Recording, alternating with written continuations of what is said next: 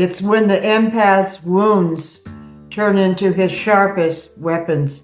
That's what I love to see. I love it. The other day I walked into a room full of women. They divided against me. They sided against me. It was shit, shot, flip-flop. Shit, shot, flip-flop. They were innuendo, putting me down, comparing me to others. Jealousy. The female community is the biggest obstruction to female genius. And it's all behind a smile. It's very, very subtle. And at first I thought, gee, that was nice to visit with them. But then in one day, all it takes is one day, and I start to remember, what did she mean by that? What about that when she said that? And when she compared me like that, oh, that's what she meant. It all illuminated. And it just drains you. Social interactions drain me. And I figured it all out, and I got stronger. Wounds become sharpest weapons. I'm never going to do that again. I love solitude. Whenever I go into a social thing, it just hurts. It just, there's these undercurrents, an undertow, and I'm brought down. The older I get, the more I just value just freedom. And when are we free?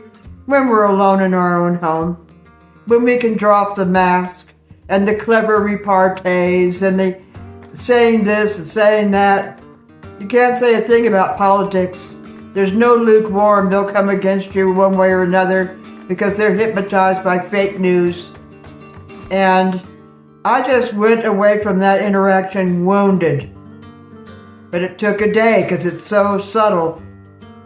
Okay, I'm stronger now. Every time I do that, I'm stronger because I figure it out. I decide, well, I'm not going to do this again. And the greatest priority to me is freedom. And I'm free when I'm alone. And then I attract people who are of a higher level, who can appreciate me on my own terms. That's what happens. Pneumaticity. In making a space, you attract better. The same things with all the clutter we have. I'm amazed how much I had. I gave so much away in the last week. Clothes, mainly. That's women. Basically, we collect clothes. And it's an amazing thing. The more I give away, the more it illuminates what I have, opening up whole cornucopias over those things. It's like the more I give away, the more I have. It's a crazy thing. But when you're stuffed with stuff, you can't see anything. Nothing illuminates. But if you give away 99% of it and keep only the most essential, which is called the quintessential, it just like opens up huge worlds to you. And then you may get a few things, just to buy a few things to complete that new level, and there, that's it for life. It's an amazing thing. And the same thing happens with people. Most people are there for a season. They're not there for your whole life. You know, we meet people in high school, we meet people in our first jobs. They're there for a season, or our previous neighbors. And then in letting them go, it creates a space to bring better people in, a higher echelon that suits who you are now. Because after all, you've been evolving. And most people don't evolve at that speed.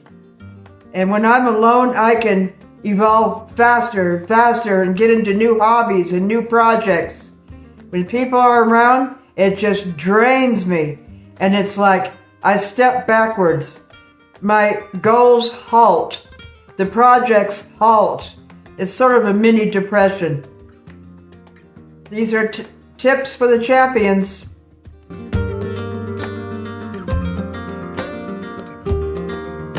The world is not about what you do, but who you know. It's tribalism in families. Somebody in a family marries into a rich family, then they project that they're all rich. They're now at a higher caste. All of them feel that way. It's not what you do, it's who you know. And then they're very hoity-toity to everybody they used to know. They're now superior. I am sick of this stuff. I'm leaving it all behind. It's too much for me to be part of society in that way. When I'm alone, I can just be myself. I don't think about, who's superior to who, or who should I impress, and the same goes for buying things. I've gotten rid of so much stuff. My sister-in-law is going to sell it all on eBay. Make a lot of money. That's how much stuff it was. And I think I must have been crazy to buy all that.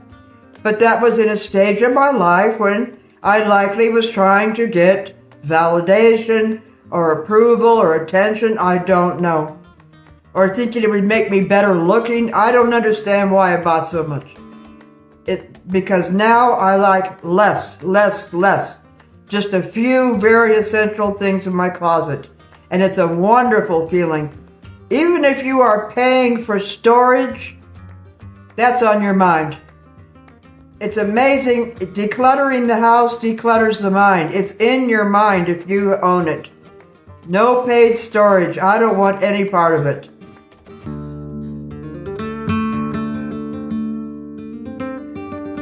Takes me a day to wake up what happened. A 2-hour interaction. And the next day I wake up to all the mixed signals and innuendos. And then I suffer a couple days after that. It takes about 4 days to get back. I am a true recluse. I see the value of isolation and solitude. And it's just a waste of time to get involved with human beings. I like animals. And I like attracting people who love me, not who I have to impress, who are trying to impress me or put me down. That's the old life. I'm done with it.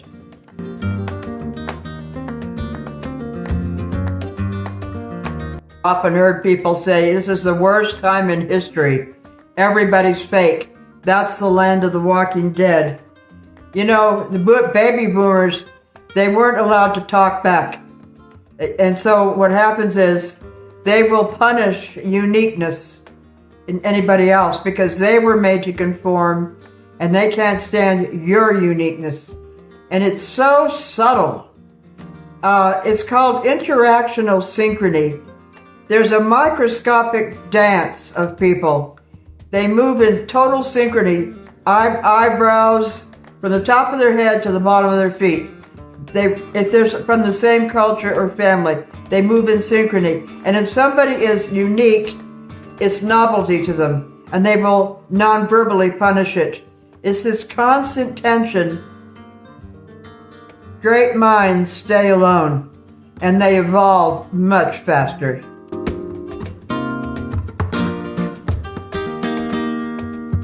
A sick, unified family system like that, where there's no separate selves, they're all one self.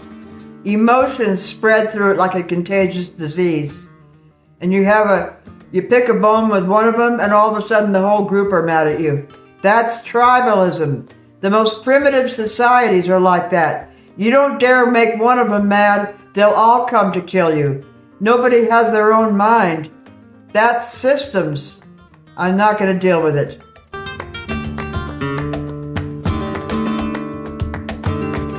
In a fight with somebody, just think, just you wait. God will show them who's superior.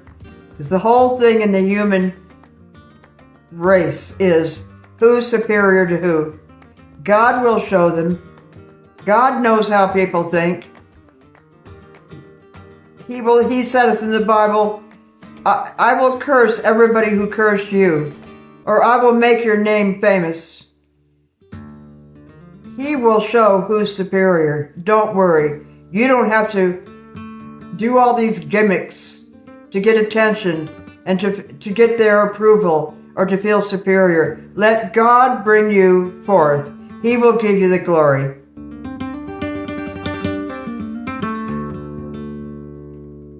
What I experienced in that group of women was what I call toxic positivity.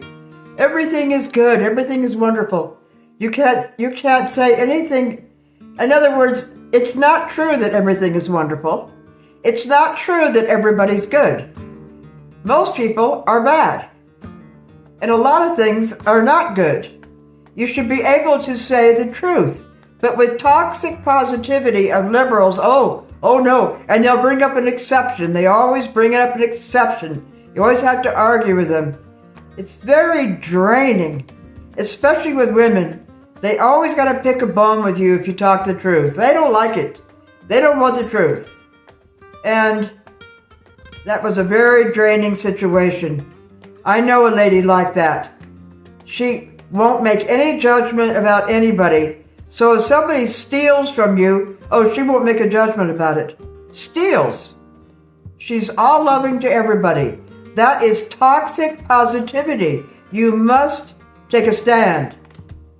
You must take sides. If somebody's been robbed or raped, you don't, oh, they had a bad childhood, or trying to explain it. That's the liberal way. Oh, they commiserate with everybody. No, that is not God's way.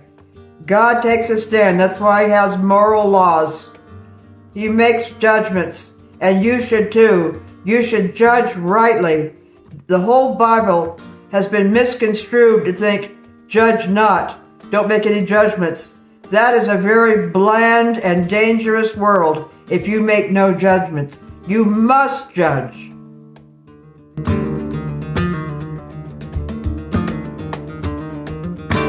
I want to return to my first nature, who I was when born, my inclinations, my talents, my limits, my personality. That's our first nature. That's our unique self.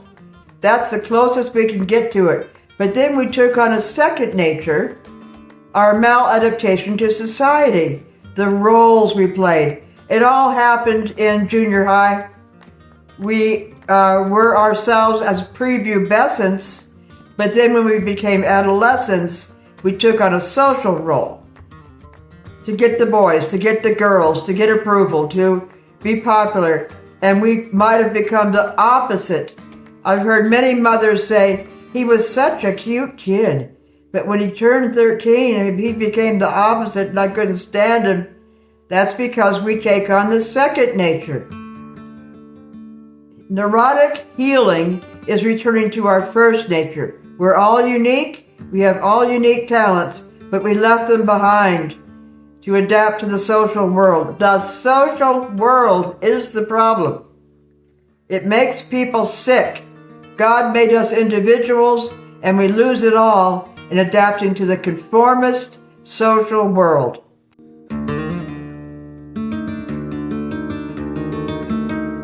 Bible says, though the world was made through Him, the world did not recognize Him.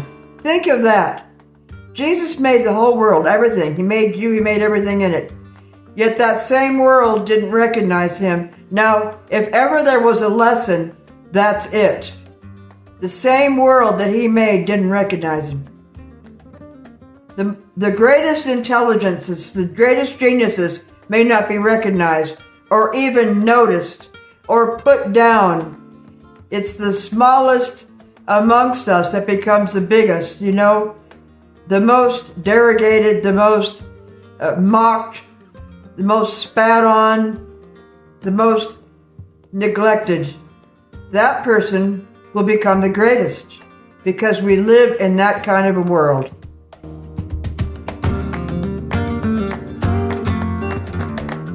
Home is all, where we walk tall. I love home. It's not only because that's where all my things are. It's because that is my sanctuary. That is my protection from the elements and from other people. But I can let down the mask.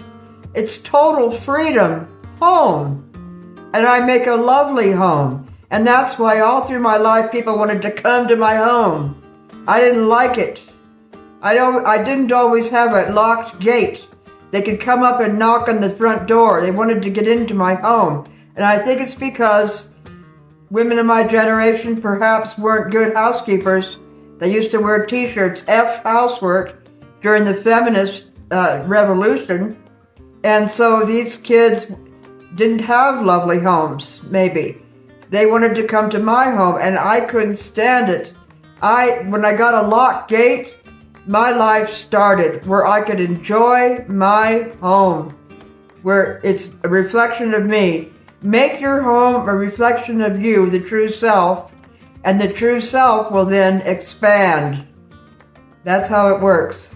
And then when your true self expands, your house becomes more magic, and then it attracts what it is, higher echelon to you, your home. Don't clutter it with things and people that don't belong there, because they all want to worm their way into your home. The Bible says it. Wicked men want to worm their way into a woman's home, and if she's, laden down with sins, needs approval of a man, because a weak woman needs approval of a man, she'll let them in, and then she's sunk. It's like being overtaken in your own home. Love your home. Home is all, where you can walk tall and you can let down the mask.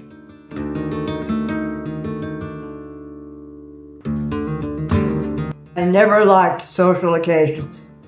People say, come to this party, come to this dinner, come to this oh no. I think, oh no. I used to make up an excuse. No, I don't want to. It's just draining to me. You got to say the right things, or they raise their eyebrows, or you get into an argument. I don't like it. So now I just say, no, I'm sorry, I'm not social.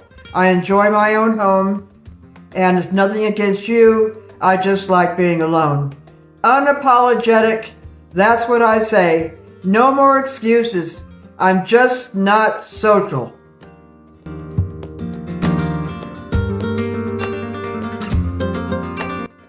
In a crowd, in a party, in a group, I'm surrounded by people, but yet I feel unseen.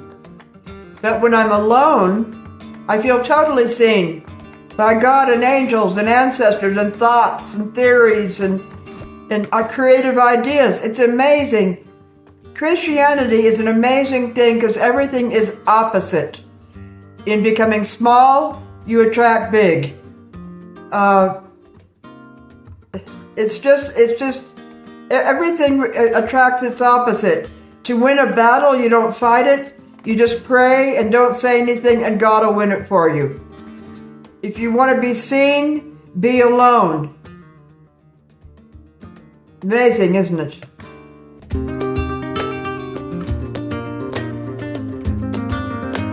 My first marriage, I had been living in that penthouse overlooking Balboa Park, filled with beautiful antiques. I had the Italian tile, I had the walls tiled, it was just beautiful. And then I got married. And suddenly I got involved with in-laws and stepchildren. And I completely lost myself. I had been living there for years, a full identity, busy, writing, lecturing, teaching university, happy. And then I was inundated with people. In-laws, expectations. And I lost myself. That was a very bad period of my life. I was too young to know what was happening. Even though I had a Ph.D. in psychology, it didn't matter. Because I didn't have my Ph.D. in the streets yet. By having my face pushed in the mud. That's what taught me the best. Years later. But they brought me right down. His teenage kids brought me right down. They were mean-spirited. And so I do have some experience in the evil stepmother syndrome, because I reacted like I shouldn't have. And with his mother, and it was a bad situation. So I know about groups and about how you can lose yourself surrounded by people.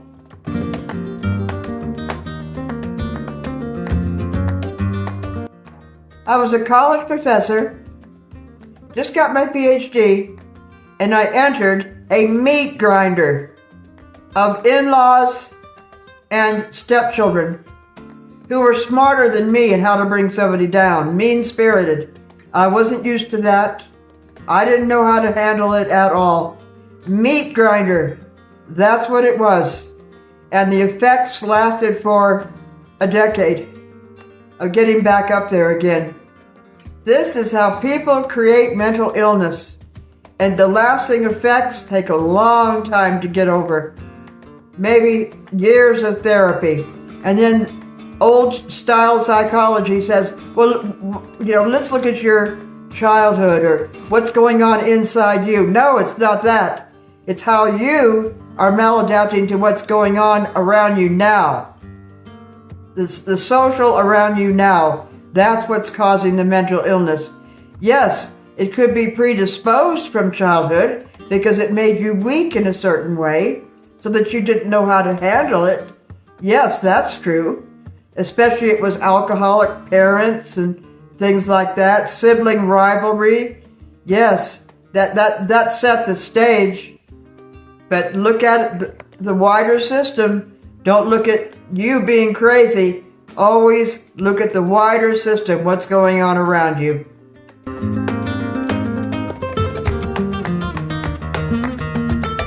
Social systems like that, it's a world of constant comparisons and subtle put-downs. There's a leveling instinct in society. If somebody thinks they're too high, they want to bring it down. It's like a mountain stream. When it gets too low, it drops dirt so that the stream will come back up. If it gets too high, it dredges up dirt so it gets sluggish to bring the stream down. It's called homeostasis. In human systems, when you get too low, you get a pep talk.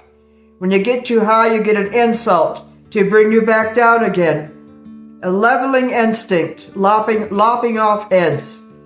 And that is this constant negotiation to keep you down. And it's very, very subtle. Boy, I'm so glad I'm out of that. Locked gate is the most wonderful luxury on earth.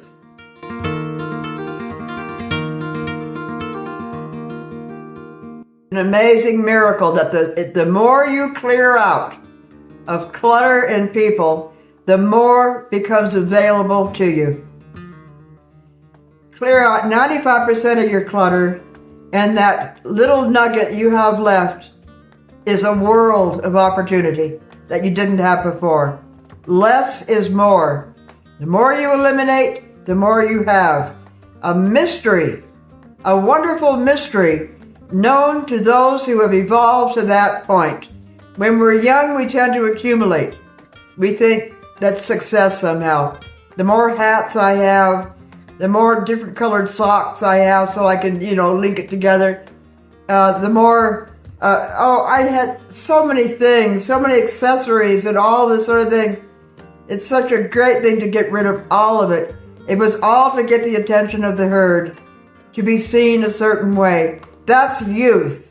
And then when you get to your middle age, you see the light and you eliminate it all and just have the quintessential. And it is such a wonderful relief. It's probably one of the greatest reliefs other than a locked gate.